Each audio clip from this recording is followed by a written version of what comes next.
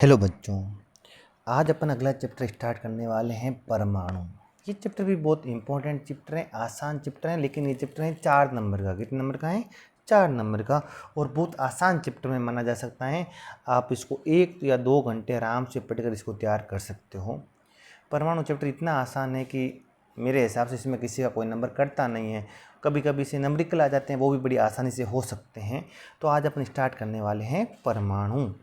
सबसे पहले परमाणु के बारे में मैंने आपके लिए लिखी है, लाइन लिखी है। क्या लिखी है? देखो, पहले लाइन लिखी है, परमाणु विद्युत उदासीन होता है। कैसा होता है परमाणु? विद्युत उदासीन। यानी इसका मतलब होता है परमाणु में जितना धनावेश होगा उतना का उतना क्या होगा? ऋणावेश। और कुल मिला के परमाणु क्या होगा? विद्युत उदासीन होगा। मतलब जितने इलेक्ट्रॉन होंगे उतने को उतने कौन होंगे? प्रोटॉन। और आपको पता है प्रोटॉन और न्यूट्रॉन तो होते हैं केंद्रीय भाग में, जिसको नाभिक बोलते हैं।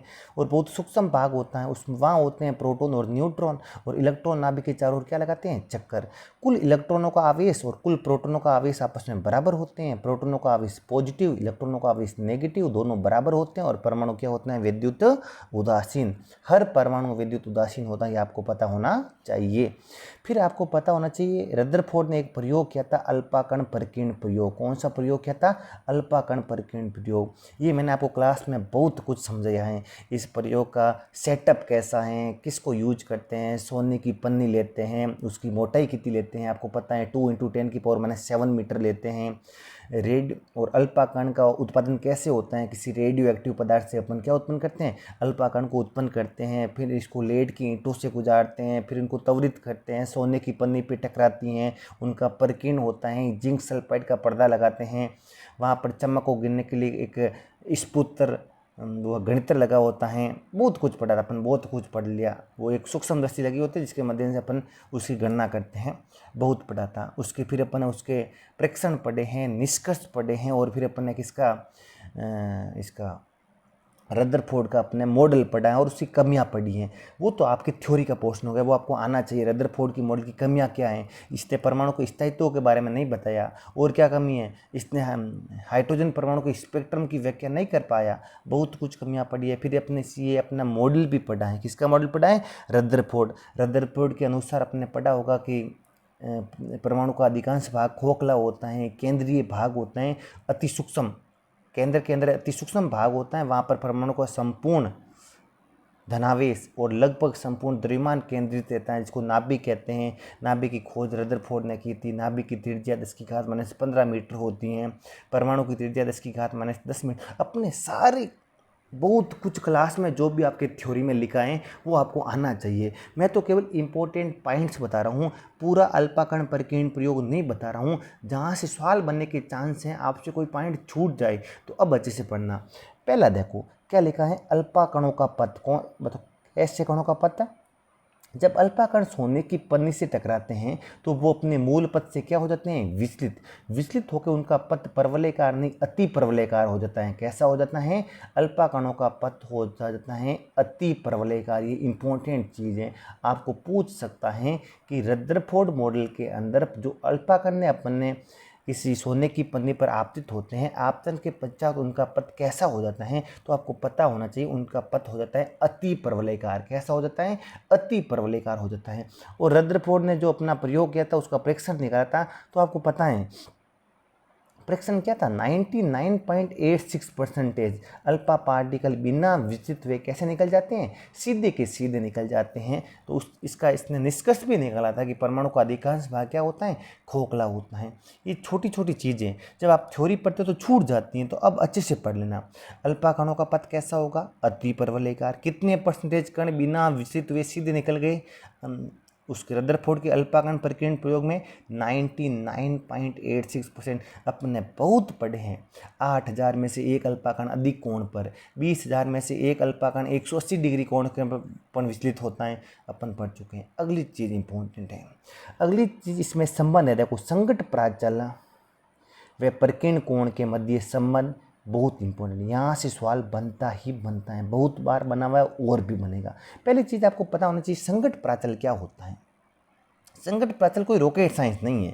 तो अल्पा कण को अपन ने मान लो किसी परमाणु की ओर फेंका, तो सुनो, अल्पा कण का जो प्रारंभिक वेग सदिश है, ये देखो इधर मैंने आपको डायग्राम बनाया। जो अल्पा कण का प्रारंभिक वेग सदिश है उसकी, किसकी, प्रारंभिक वेग सदिश की नाभिक से जो लंबवत दूरी होती है, किसकी, अल्पा कण के प्रारंभिक वेग सदिश की, प्रारंभिक वेग सदिश मैंने इस दिशा में, कौन सी दिशा में, इस दिशा में, तो इसकी, किसकी, इस प्रारंभिक वेग सदिश की नाभिक से जो भी लंबवत दूरी होगी इसको अपन क्या बोलते हैं, इसको अपन बोलते हैं संघट प्राचल, लिखते स्मॉल बी से हैं।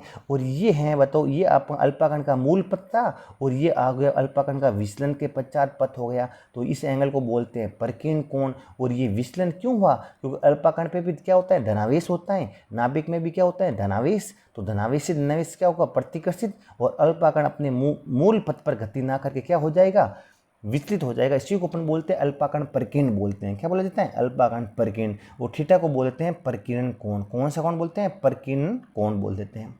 ये इंपॉर्टेंट रिलेशन आपको पता आना चाहिए कि अगर संघट प्राचल का मान b है, संघट प्राचल का मान कितना है b, और परकीर्ण कोण का मान थीटा है, तो b किसके समानुपाती होता है, कोट थीटा अपॉन 2 के समानुपाती होता है। मोस्ट इंपॉर्टेंट रिजल्ट है। बी क्या है, संघट प्राचल, थीटा क्या है, परकीर्ण कोण, तो बी किसके समानुपाती होता है, कोट थीटा अपॉन 2। अगली चीज ये देखो, अगर अपन बी का मान बढ़ाते हैं, किसका मान बढ़ाते हैं, बी का, तो थीटा का मान घटता है, यानी परकीर्ण कोण का मान घटता है। ये तो आपको पता होना चाहिए। अगर बी का मान बढ़ाऊंगा तो अल्पाकण की नाभिक से दूरी बढ़ेगी, अल्पाकण की नाभिक से दूरी बढ़ेगी तो अल्पाकण व नाभिक के मध्य प्रतिकर्षण घटेगा, प्रतिकर्षण घटेगा तो परकीर्ण घटेगा, कण सीधा निकल जाएगा और थीटा का मान क्या हो जाएगा, घट जाएगा। कण इतना विस्तृत होगा नहीं, कण अपने मूल पथ से विस्तृत होगा नहीं और थीटा का मान घटेगा। समझ आना चाहिए।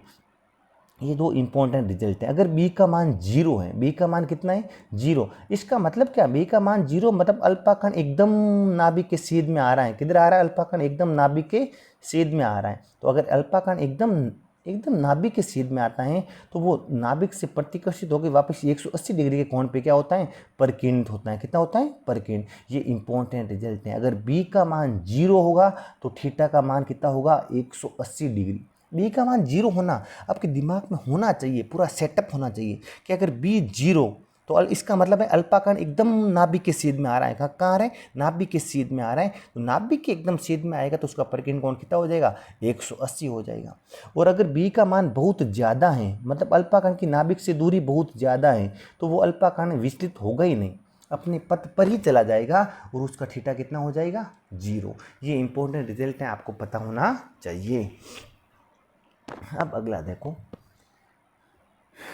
अगला भी इंपॉर्टेंट एक अपन पढ़ रहे हैं ग्राफ। अगला ग्राफ क्या है, थीटा कोण पर परकीर्णित अल्पाकणों की संख्या। कितने कोण पर परकीर्णित अल्पाकणों की संख्या, थीटा कोण पर परकीर्णित अल्पाकणों की संख्या, जिसको अपन लिखते हैं एन थीटा से। क्या लिखा जाता है, एन थीटा। एन थीटा को पढ़ने का तरीका क्या होता है, थीटा कोण पर परकीर्णित अल्पाकणों की संख्या। मोस्ट इंपॉर्टेंट चीज़, ये आपको रिजल्ट याद होना चाहिए। एन थीटा किसके समानुपाती होता है, साइन की 1/sin⁴ थीटा अपॉन 2। और याद रखना, थीटा बढ़ता है तो एन थीटा घटता है, और अगर थीटा घटता है तो एन थीटा बढ़ता है। ये सिंपल सा मैं आपको बताता हूँ। आपने अल्पा परकीर्ण प्रयोग पढ़ा तो आपने पढ़ा था अधिकांश अल्पाकण सीधे निकल जाते हैं। 99.86 अल्पाकण सीधे, मतलब उनका परकीर्ण कोण कितना डिग्री होता है, 0 डिग्री। तो बताओ सबसे ज़्यादा अल्पाकणों का परकीर्ण कोण कितना डिग्री होगा, 0। तो 0 डिग्री पर परकीर्ण होने वाले अल्पाकणों की संख्या सबसे ज़्यादा होती है, और 180 डिग्री पर परकीर्ण होने वाले अल्पाकणों की संख्या केवल कितनी होती है, 1 होती है 20,000 में से। कितने हज़ार में से, 20,000। इसका मतलब जैसे जैसे थीटा बढ़ता है एन थीटा का मान घटता है, यानी सबसे ज़्यादा अल्पाकण कौन से वाले होंगे, जो 0 डिग्री पर यानी बिना विचलित हुए सीधे निकल गए, तो और सबसे कम कौन से होंगे, जो 180 डिग्री के कोण पर विचलित हुए। तो एन थीटा क्या होता है, थीटा कोण पर परकीर्णित अल्पाकणों की संख्या। अगर थीटा का मान 0 डिग्री ले लूँ, कितना डिग्री ले लूँ, अब अच्छे से देखना, ये बहुत आसान सा कंसेप्ट है, मैंने क्लास में बहुत डिटेल से आपको बता चुका हूँ पहले ही। एक बार देखो, एन थीटा क्या होता है बच्चों, तुम बोलोगे सर एन थीटा कोई रॉकेट साइन नहीं है, थीटा कोण पर परकीर्णित अल्पाकणों की संख्या।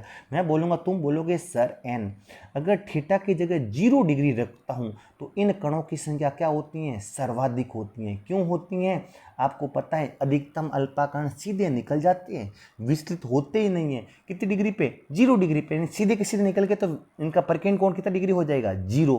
तो 0 डिग्री पर परकेंद्रित अल्पाकणों की संख्या सबसे ज़्यादा होगी। और आपको पता है 20,000 में से केवल एक कण कितनी डिग्री पर परकेंद्रित होता है?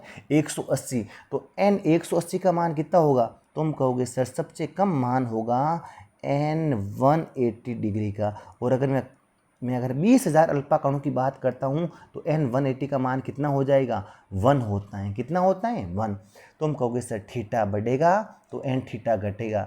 n थीटा का मान सबसे ज़्यादा कब होगा? जब थीटा का मान 0 डिग्री होगा। और सबसे कम कब होगा? जब थीटा का मान 180 डिग्री होगा। अब इस ग्राफ में देखो ऐसे थीटा बढ़ रहा है, थीटा बढ़ रहा है 0 से 180 की तरफ, तो n थीटा का मान घट रहा है। n थीटा का मान घट के कितना हो रहा है? 1 हो रहा है। कितना हो रहा है? 1 हो रहा है। ये ग्राफ बहुत अच्छा है, इंपॉर्टेंट आपको आना चाहिए। देखो अगला सवाल है, नाभिक की त्रिज्या होती है 10 की घात -15 मीटर की कोटि की होती हैं, फेम्टोमीटर की कोटि की होती हैं, आपको पता होना चाहिए। अगली चीज़, परमाणु की त्रिज्या होती हैं 10 की घात -10 मीटर की एंगस्ट्रम की कोटि की होती हैं, ये भी आपको पता होना चाहिए। ये सबको पता है लेकिन कभी कभी पूछ लेता है तो आपको आना चाहिए। अगला देखो, बोर की 3 अभिधारणाएं थी। ये तो अपना हो गया रदरफोर्ड मॉडल। अब मैं आता हूँ बोर मॉडल पे। बोर ने अपना मॉडल दिया था, 3 अभिधारणाएं दी थी। पहली अभिधारणा क्या थी कि उसने स्थायी कक्षा की अभिधारणा दी थी। कौन सी कक्षा की? स्थायी कक्षा की। उसने बोला था कि इलेक्ट्रॉन स्थायी कक्षा में चक्कर लगाएगा वर्ताकार पथों पर, और उस कक्षा में चक्कर लगाते टाइम इलेक्ट्रॉन ना तो ऊर्जा का उत्सर्जन करेगा ना ऊर्जा का अवशोषण करेगा। उस कक्षा को उसने स्थायी कक्षा नाम दिया था। और उसने बोला था इस कक्षा में वर्ताकार पथों में चक्कर लगाने के लिए आवश्यक अभिकेंद्रीय बल कौन प्रदान करेगा? कूलाम आकर्षण बल करेगा। यानी नाभिक व इलेक्ट्रॉन के मध्य लगने वाला कूलाम आकर्षण बल इलेक्ट्रॉनों को वर्ताकार स्थायी कक्षाओं में गति कराने के लिए आवश्यक अभिकेंद्रीय बल प्रदान करेगा। और स्थायी कक्षा की कल्पना की थी उसने। स्थायी कक्षा के बारे में बताया था, क्या बोला था कि इलेक्ट्रॉन नाभिक के चारों ओर उन कक्षाओं में चक्कर लगाता है जिस कक्षा में वो ना तो ऊर्जा का अवशोषण करता है ना ऊर्जा का उत्सर्जन करता है। ऐसी कक्षा को उसने स्थायी कक्षा या अविकिरणीय कक्षा कहा था, ये आपको पता है। दूसरी अभिधारणा उसने दी थी कोणीय संवेग के क्वांटीकरण की अभिधारणा।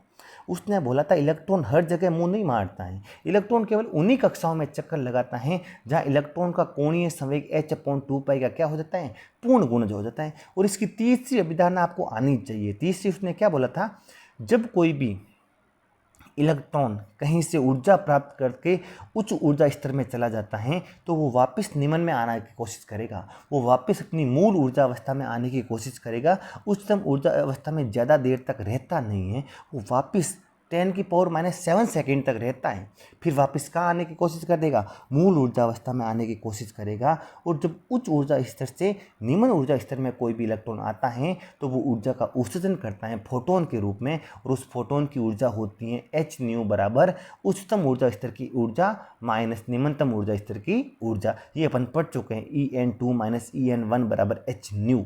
ये अपन बोर के मॉडल में अपन सब कुछ पढ़ चुके हैं, ये आपको थ्योरी का पोर्शन आना चाहिए। मैं बात कर रहा हूँ किसके बारे में? ये देखो, एक बार किसी एग्जाम में मैंने एक सवाल देखा था, बोर के मॉडल क्या था? बोर के मॉडल की द्वितीयक अभिधारणा जिसको अपन बोलते हैं कोणीय संवेग के क्वांटीकरण की अभिधारणा, वो क्या थी बताओ? वो थी, आप बोलोगे वो थी कोणीय संवेग।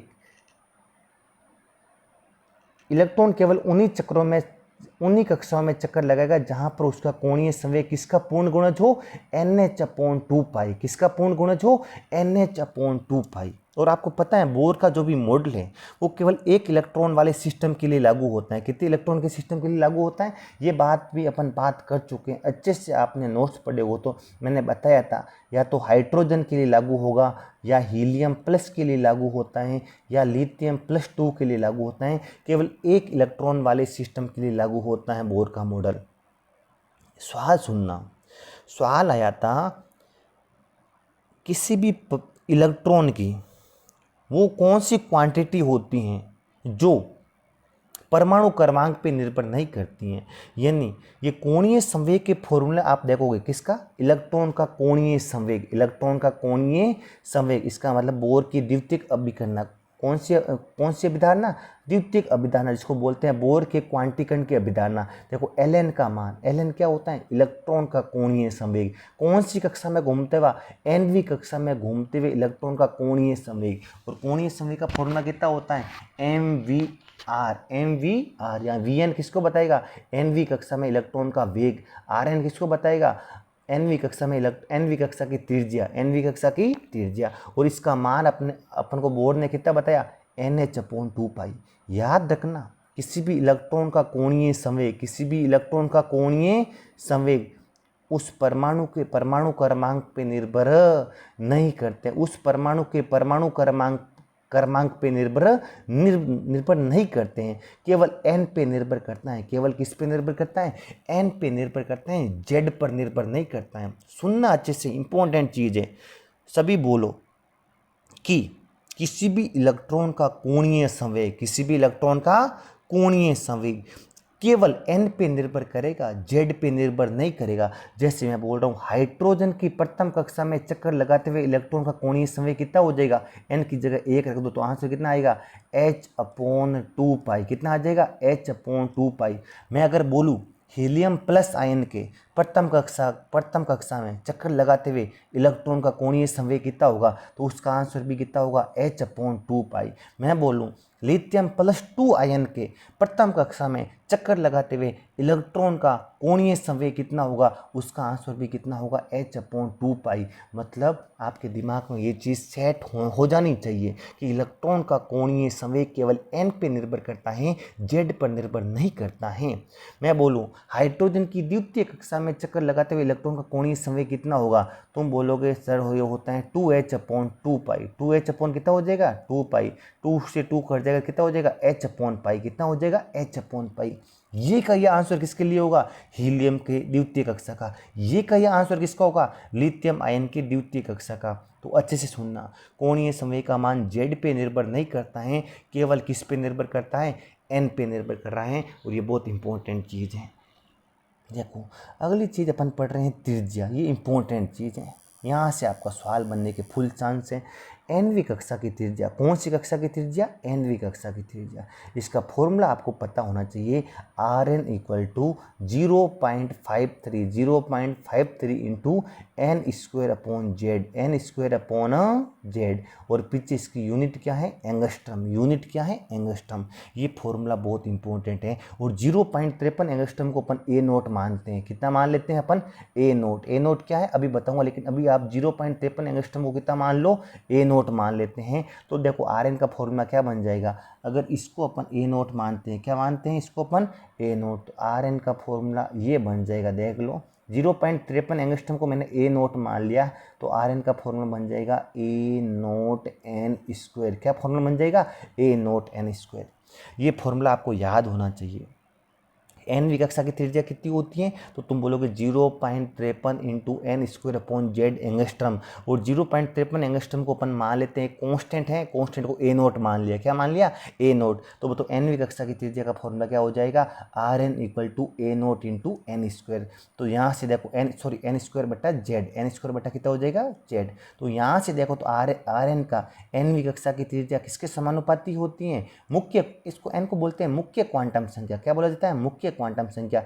n² के तो समानुपाती होती हैं, और परमाणु क्रमांक क्या होता है? व्युत्क्रमानुपाती। ये याद रखना, त्रिज्या का मान परमाणु क्रमांक पर निर्भर करता है, जबकि कोणीय संवेग का मान परमाणु क्रमांक पर निर्भर नहीं करता है। अगर अपना हाइड्रोजन परमाणु है, कैसा परमाणु है? हाइड्रोजन परमाणु है, तो कुछ मत जेड की जगह कितना रख दो? 1 रख दो। तो क्या फॉर्मूला बन जाएगा? 0.53 n² बटा जेड की जगह मैंने कितना रख दिया? 1। तो कितना हो जाएगा? 0.53 इंटू n² एंगस्ट्रम, या 0.53 एंगस्ट्रम की जगह मैंने कितना लिख दिया? या फॉर्मूला क्या बन जाएगा? A0n²। क्या बन जाएगा? A0n²।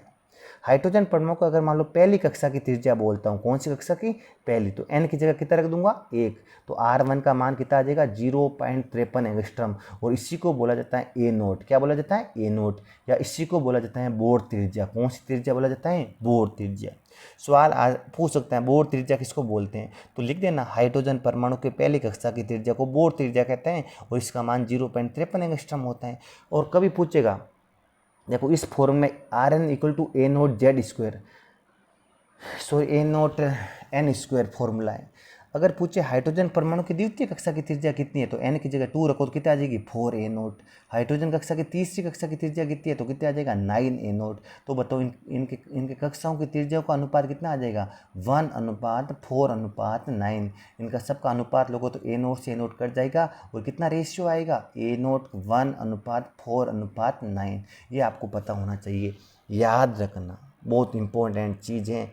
बोलेगा हाइड्रोजन परमाणु के, कौन से परमाणु के, हाइड्रोजन परमाणु के कक्षाओं की त्रिज्या का अनुपात कितना होगा तो आपको पता होना चाहिए 1:4:9 होता है। बोर त्रिज्या किसको बोलते हैं, हाइड्रोजन परमाणु की पहली कक्षा की त्रिज्या को बोर त्रिज्या बोलते हैं। क्या होता है फॉर्मूला ए नोट या फिर 0.53 एंगस्ट्रम होता है। फॉर्मूला क्या होता है, एनवी कक्षा की त्रिज्या का r n equal to a naught n square upon Z. Hydrogen है तो ए नोट एन स्क्वायर, पहली कक्षा की त्रिज्या ए नोट, दूसरी कक्षा की त्रिज्या 4 ए नोट, तीसरी कक्षा की त्रिज्या 9 ए नोट। ये आपको छोटी छोटी चीज़ पता होनी चाहिए। कभी क्या सवाल देगा, हाइड्रोजन परमाणु की पहली कक्षा की त्रिज्या दे देगा और पूछेगा है ना तीसरी कक्षा की त्रिज्या बता। आपको पता है पहली कक्षा की त्रिज्या ए नोट होती है तो तीसरी कक्षा की त्रिज्या कितनी हो जाएगी 9 ए नोट हो जाएगी। पहली कक्षा की त्रिज्या कितना गुना होती है 9 गुना होती है। दूसरी कक्षा की त्रिज्या पहली कक्षा की त्रिज्या कितना गुना होती है 4 गुना होती है। ये छोटी छोटी चीज़ें यहाँ से नंबरिकल बनते हैं, आपको आना चाहिए। अब देखो एनवी कक्षा की ऊर्जा, कौन सी कक्षा की ऊर्जा, एनवी कक्षा की ऊर्जा, ये चीज़ इंपॉर्टेंट है। नाभिक के चारों ओर अपन ने पढ़ा था, बहुत कुछ पढ़ा था, ऊर्जा, गतिज ऊर्जा पढ़ी थी, स्थितिज ऊर्जा पढ़ी थी। और देखो नाभिक के चारों ओर चक्कर लगाते हुए इलेक्ट्रॉन की कुल ऊर्जा का फॉर्मूला, मानो को किसी किसी परमाणु में नाभिक के चारों ओर इलेक्ट्रॉन एनवी कक्षा में चक्कर लगाता है तो उसकी ऊर्जा का फॉर्मूला इंपॉर्टेंट, याद रखना। एनवी कक्षा में इलेक्ट्रॉन की कुल ऊर्जा का फॉर्मूला होता है -13.6 Z square upon n square electron volt. क्या होता है यूनिट, इलेक्ट्रॉन वोल्ट। ये इंपॉर्टेंट चीज़ है। ये बताओ एनवी कक्षा में किसका फॉर्मूला है, एनवी कक्षा में हाइड्रोजन परमाणु के, सॉरी किसी भी परमाणु के एनवी कक्षा में चक्कर लगाते हुए इलेक्ट्रॉन की कुल ऊर्जा कितनी होती है, ये होती है। यहाँ पर कुल ऊर्जा आपको नेगेटिव दिख रही है। कभी कभी सवाल पूछ रहे हैं कि हाइड्रोजन की इलेक्ट्रॉन की कुल ऊर्जा नेगेटिव क्यों होती है, तो आप बताना कि नेगेटिव इसलिए होती हैं कि नाभिक इलेक्ट्रॉन से प्यार करता है। नाभिक इलेक्ट्रॉन आपस में एक दूसरे से बंधे हुए रहते हैं, अर्थात नाभिक के आकर्षण बल में इलेक्ट्रॉन बंधा हुआ रहता है। नाभिक और इलेक्ट्रॉन एक दूसरे से संबद्ध होते हैं, परिबद्ध होते हैं। क्या होते हैं, परिबद्ध होते हैं। उस कारण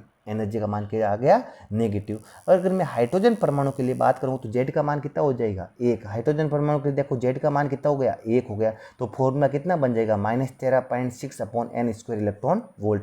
हाइड्रोजन परमाणु की प्रथम कक्षा की ऊर्जा पूछो तो कितना हो जाएगा, -n की जगह 1 रखो कितना आंसर आएगा -13.6 इलेक्ट्रॉन वोल्ट। एन की जगह 2 रखूँगा कितना आ जाएगा -3.4 इलेक्ट्रॉन वोल्ट।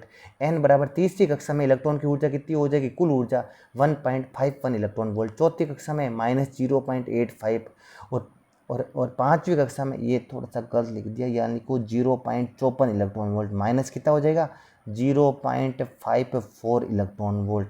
ऐसे अगर कक्षा की संख्या अनंत हो जाएगी तो ऊर्जा का मान कितना हो जाएगा 0। देखो n का मान बढ़ा रहा हूँ तो ऊर्जा का मान बढ़ रहा है घट रहा है, तुम कह रहे हो उससे नेगेटिव में घट रहा है। किस में घट रहा है, नेगेटिव में। घटना मतलब बढ़ना होता है, तो ये ध्यान रखना। n का मान बढ़ने पर इलेक्ट्रॉन की ऊर्जा का मान क्या करता है, बढ़ता है। नेगेटिव में घटता है मतलब क्या होता है, बढ़ता है। आगे मैंने लिखा है En का मान नेगेटिव होना, इसका मतलब ये होता है कि इलेक्ट्रॉन व नाभिक के मध्य क्या पाया जाता है, आकर्षण पाया जाता है, अर्थात इलेक्ट्रॉन नाभिक से क्या होता है, परिबद्ध होता है। और ये चीज़ कभी कभी आपको ये पता होना चाहिए कि इलेक्ट्रॉन की कुल ऊर्जा हमेशा नेगेटिव होती है, स्थिर ऊर्जा हमेशा नेगेटिव होती हैं और गतिज ऊर्जा हमेशा क्या होती हैं, पॉजिटिव होती हैं। और आपको याद रखना गतिज ऊर्जा और कुल ऊर्जा का मान परिमाण सेम रहता है, चिन्ह उल्टा रहता है। गतिज ऊर्जा का चिन्ह पॉजिटिव होता है और कुल ऊर्जा का चिन्ह नेगेटिव होता है, लेकिन इनकी वैल्यू सेम रहती हैं। वैल्यू क्या रहती हैं, सेम। और सबसे ज़्यादा वैल्यू होती है स्थितिज ऊर्जा की, इनके डबल होती हैं लेकिन होती नेगेटिव में है। तो देखो ये फॉर्मूला पता होना चाहिए। UN का जो भी चिन्ह मत लेना, UN का जो भी परिमाण है उसका आधा करते हैं तो किसका परिमाण मिलता है, EN का, और वो किसके बराबर होता है, KN के बराबर होता है। याद रखना U हमेशा नेगेटिव, U क्या है, इलेक्ट्रॉन की स्थितिज ऊर्जा, वो हमेशा नेगेटिव, कुल ऊर्जा हमेशा नेगेटिव, लेकिन गतिज ऊर्जा हमेशा क्या होती हैं, पॉजिटिव होती हैं। गतिज ऊर्जा हमेशा क्या होती हैं, पॉजिटिव होती हैं।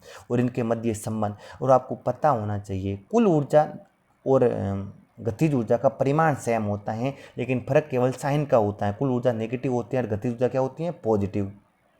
ये भी याद रखना, स्थितिज ऊर्जा होती है नेगेटिव, लेकिन होती है गतिज ऊर्जा की डबल। गतिज ऊर्जा के परिमाण का क्या होता है, डबल होता है। ये चीज़ आपको आनी चाहिए। और अपन को पता है बोर मॉडल के द्वारा अपन हाइड्रोजन के रेखीय स्पेक्ट्रम की व्याख्या की जा सकती है, जबकि रदरफोर्ड के मॉडल के आधार पर हाइड्रोजन परमाणु के रेखीय स्पेक्ट्रम की व्याख्या नहीं कर सकते। अब देखो ये इंपॉर्टेंट चीज़ है, जब कोई भी इलेक्ट्रॉन कहीं बाह्य स्रोत से ऊर्जा ग्रहण करता है तो वो उच्च ऊर्जा स्तर में जाता है, और वो उच्च ऊर्जा स्तर को ज़्यादा देर तक पसंद नहीं करता है। कितने सेकंड तक रहता है, 10⁻⁷ सेकंड तक रहता है, और फिर इसको वापस आना पड़ता है। कौन से ऊर्जा स्तर में, निम्न ऊर्जा स्तर में आता है। तो उच्च ऊर्जा से निम्न ऊर्जा में आएगा तो ऊर्जा को बाहर निकालना पड़ेगा, ऊर्जा को कम करना पड़ेगा। तो ऊर्जा वो फोटोन के रूप में ऊर्जा को बाहर निकालता है, और उस फोटोन की ऊर्जा किसके बराबर होती है, आपको पता है फोटोन की, मान लो इलेक्ट्रॉन किसी उच्च ऊर्जा स्तर, ये मान लो N2 एक उच्च ऊर्जा स्तर है और N1 एक निम्न ऊर्जा स्तर है। जब उच्च से निम्न में संक्रमण करेगा तो अपने में से क्या बाहर निकालेगा, एक फोटोन। और फोटोन की ऊर्जा कितनी होती है, h न्यू, या फिर तुम बोलो कितनी होती है, hc/λ। और ये फॉर्मूला क्या हो जाएगा, En2 - En1। En2 क्या हो जाएगी, उच्च ऊर्जा स्तर की ऊर्जा, En1 क्या हो जाएगी, निम्न ऊर्जा स्तर की ऊर्जा।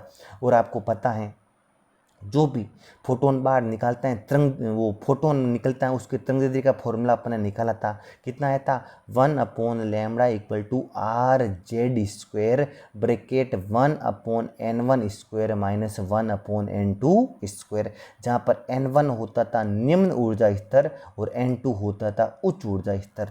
ये फॉर्मूला इंपॉर्टेंट है, 1/λ बराबर RZ² 1/N1² - 1/N2²। यहाँ पर याद होना चाहिए, सारे सब कुछ याद होना चाहिए। आर क्या होता है, रेडवर्क नियतांक, जिसका आर का मात्रक पूछ सकता है कि रेडवर्क नियतांक का मात्रक क्या होगा, मीटर स्क्वायर। और रेडवर्क नियतांक की वैल्यू कितनी होती है, 1.097 × 10⁻⁷ होती हैं। और हाइड्रोजन परमाणु के लिए जेड का मान कितना हो जाएगा, 1। और 1/λ का मान किसके बराबर आ जाएगा, R 1/N1² - 1/N2²।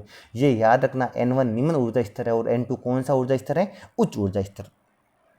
अब अपन कुछ श्रेणियों की बात करते हैं। पहली श्रेणी होती है लाइमन, बामर, पाचन, ब्रैकेट और फंड श्रेणी। लाइमन में निम्नतम ऊर्जा स्तर, इलेक्ट्रॉन आए भले कहाँ से, आना किस में चाहिए। तुम बोलोगे सर आए भले कहाँ से आना, आए अगर पहले में, कहीं से आए, दूसरे से आए, तीसरे से आए, चौथे से आए, आना कहाँ में चाहिए, पहले में, तो कौन सी श्रेणी होती है, लाइमन। और ये कौन से क्षेत्र में आती हैं, प्राबैंगनी क्षेत्र में आती हैं। आए भले कहाँ से, आना कौन से ऊर्जा स्तर में चाहिए, दूसरे, आए भले तीसरे से आए, चौथे से आए, पाँचवें में, इस श्रेणी को बोलते हैं बामर श्रेणी। और ये कौन सी, इसकी कुछ रेखाएं तो प्राबैंगनी में आती हैं और कुछ रेखाएं कौन सी में आती हैं, दृश्य में आती हैं। आए भले कौन से भी, उच्चतम ऊर्जा स्तर कुछ भी हो सकता है, लेकिन निम्नतम ऊर्जा स्तर क्या होना चाहिए, 3 होना चाहिए। क्या होना चाहिए, 3। तो ऐसी श्रेणी को बोलते हैं पाचन श्रेणी। और ये तीनों पीछे वाली तीनों श्रेणियाँ अवरक्त में आती हैं। कहीं से भी आए लेकिन आए चौथे में तो उसको बोलते हैं ब्रैकेट। आए भले कहीं से, उच्चतम ऊर्जा स्तर 6, 7, 8 कुछ भी हो सकता है। अगर निम्नतम ऊर्जा स्तर फुंड है, कौन सा 5 है, तो इस श्रेणी को फुंड श्रेणी बोलते हैं। और आपको आयनन ऊर्जा क्या होती है, आयनन विभव क्या होता है, ये पता होना चाहिए। आयनन मतलब क्या होता है, किसी भी इलेक्ट्रॉन को बाहर निकाल देना, यानी एकदम आउट कर देना, अनंत पे पहुंचा देना। कहाँ पर पहुंचा देना, नाभिक के आकर्षण से मुक्त कर देना, क्या कहलाता है, आयनन ऊर्जा। मान लो कोई इलेक्ट्रॉन है, कौन सी, मान लो nवीं कक्षा में, कौन सी कक्षा में गति कर रहा है, nवीं कक्षा में। और nवीं ऊर्जा, मान लो nवीं कक्षा की ऊर्जा मैंने मान ली En है, कितनी ऊर्जा है, En। आपको पता है ऊर्जा कैसी होती है, नेगेटिव। तो फॉर्मूला, आयनन ऊर्जा का फॉर्मूला हमेशा होता है -En के बराबर। किसके बराबर होता है, -En के बराबर। किसके बराबर, -En। और Vi और Ei आपस में सेम होता है। अगर आयनन ऊर्जा का मान लो 5 इलेक्ट्रॉन वोल्ट है, कितना वोल्ट है, 5, तो आयनन विभव का मान कुछ नहीं, 5 वोल्ट हो जाएगा। मात्रक का फर्क है, Vi का मान होता है EI/E, EI/E। जैसे मैं बोल रहा हूँ, सुनना अच्छे से, जैसे कोई मैं बोलिए इलेक्ट्रॉन मान लो दूसरी कक्षा में चक्कर लगा रहा है, कौन सी कक्षा में चक्कर लगा रहा है, दूसरी, और आपको पता है दूसरी कक्षा की ऊर्जा होती है -3.4 इलेक्ट्रॉन वोल्ट। कितने इलेक्ट्रॉन वोल्ट होती है, -3.4 इलेक्ट्रॉन वोल्ट। ये कौन सी कक्षा की ऊर्जा होती है, दूसरे। अब इस इलेक्ट्रॉन को अनंत पे भेजना है, कहाँ पे भेजना है, अनंत। तो अनंत की ऊर्जा कितनी होती है, 0। तो -3.4 इलेक्ट्रॉन वोल्ट ऊर्जा वाले इलेक्ट्रॉन को कितनी ऊर्जा दूंगा ताकि उसकी ऊर्जा 0 हो जाए। तुम बोलोगे सर इसको ऊर्जा दे दो +3.4 इलेक्ट्रॉन वोल्ट। कितनी ऊर्जा दे दो, +3.4 ऊर्जा इलेक्ट्रॉन वोल्ट ऊर्जा दे दो। जैसे मैं बोलूँ एक इलेक्ट्रॉन मान लो किसी भी कक्षा में चक्कर लगाता है, जिसकी एनर्जी मान लो कुछ भी मान लो, माना कि इलेक्ट्रॉन लगा रहे हैं चक्कर आपके, क्या मानो दूसरी में तो अपन ने मान लिया, मानो इलेक्ट्रॉन आपकी पहली कक्षा में चक्कर लगाता है, तो पहली कक्षा की ऊर्जा कितनी होती है, 13.6 इलेक्ट्रॉन वोल्ट, 13.6 इलेक्ट्रॉन वोल्ट। इसको मान लो इलेक्ट्रॉन को मुक्त करना है, क्या करना है, इलेक्ट्रॉन को मुक्त, तो मतलब कहाँ पे भेजना है, अनंत पे। अनंत की ऊर्जा कितनी होती है, 0। तो इसकी कितनी ऊर्जा देनी पड़ेगी, -13 को 0 में बदलने के लिए कितनी ऊर्जा देनी पड़ेगी, 13.6 इलेक्ट्रॉन वोल्ट। और इसी ऊर्जा को कौन सी ऊर्जा बोलते हैं, आयनन ऊर्जा। और यहाँ से ई को हटा दो, ई का भाग दे दो, तो क्या मिल जाएगा, आयनन विभव मिल जाएगा। अब अगली है उत्तेजन ऊर्जा। कौन सी ऊर्जा है, उत्तेजन ऊर्जा। ये भी इंपॉर्टेंट कंसेप्ट है। उत्तेजन ऊर्जा क्या होती है, यहाँ पर आपको अनंत पे नहीं बोलना, इलेक्ट्रॉन को केवल क्या करना है, उत्तेजित करना है। क्या करना है, उत्तेजित। मतलब आपको इलेक्ट्रॉन को निम्न ऊर्जा स्तर से कौन से ऊर्जा स्तर में भेजना है, उच्च ऊर्जा स्तर में भेजना है। तो बताओ किसी भी इलेक्ट्रॉन को निम्न ऊर्जा स्तर से उच्च ऊर्जा स्तर भेजना है, उसको कितनी ऊर्जा देनी पड़ेगी, तो किसके बराबर हो जाएगा, En2 - En1 के बराबर क्या देनी पड़ेगी, ऊर्जा। और इसी ऊर्जा को कौन सी ऊर्जा बोलते हैं, उत्तेजन ऊर्जा। और उत्तेजन ऊर्जा में अगर ई का भाग दे दूँ, किसका भाग दे दूँ, ई का, तो ये क्या बन जाएगा, उत्तेजन विभव। क्या बन जाएगा, उत्तेजन विभव। तो ये फॉर्मूला इंपॉर्टेंट है, याद रखना। उत्तेजन ऊर्जा का फॉर्मूला होता है En2 - En1, यानी उच्चतम ऊर्जा स्तर की ऊर्जा माइनस निम्नतम ऊर्जा स्तर की ऊर्जा। और आपको आयन ऊर्जा का फॉर्मूला होता है -En, -En। मान लो जैसे तीसरी कक्षा में इलेक्ट्रॉन चक्कर लगा रहा है, उसकी ऊर्जा होती है -1.51 इलेक्ट्रॉन वोल्ट।